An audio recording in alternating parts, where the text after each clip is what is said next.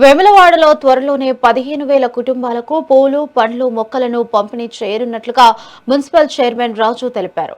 ఇస్లాం నగర్లో 5వ వార్డు ఆధ్వర్యంలో నిర్వహించిన వన మహోత్సవ కార్యక్రమంలో ఆయన 500 మొక్కలు నాటారు.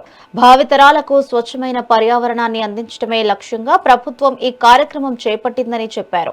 పర్యావరణ పరిరక్షణలో ప్రతి ఒక్కరూ భాగస్వామ్యులు కావాలని పిలుపునిచ్చారు.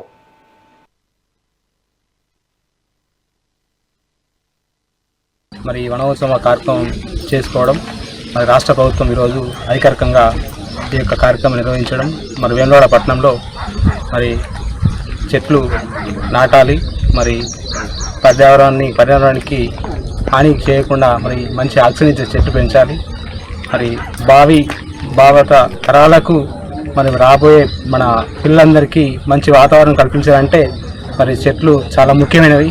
మరి ప్రతి ఒక్కరూ చెట్లు నాటి మరి మంచి పర్యావరణానికి మరి రాబోయే తరాలకు మనం మంచి భవిష్యత్తు ఇచ్చే విధంగా చెట్లు మనకు తోడ్పడతాయి. కాబట్టి ప్రతి ఒక్కరూ చెట్లను పెట్టేదానిలో భాగస్వామ్యం కావాలి.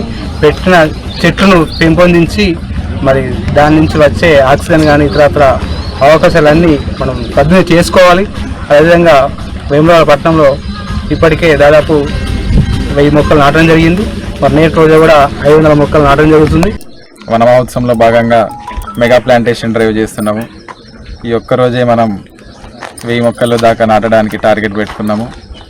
సో ఆ టార్గెట్లో భాగంగా మనం ఇక్కడ 500 మొక్కల దాకా పెడతాము. మనకి ఈరోజు ఎన్నో సమస్యలు ఎదుర్కొంటున్నాము.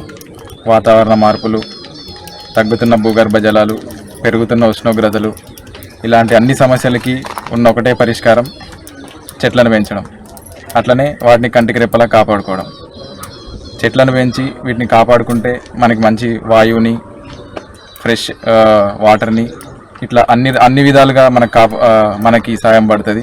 ఇక్కడున్న గౌరవ కౌన్సిలర్లందరికీ కూడా నా మనవి ఏంటంటే అందరూ వాళ్ళ వార్డులలో వన మహోత్సవం ప్రోగ్రామ్ని విజయవంతం చేయాలని నేను కోరుకుంటున్నాను.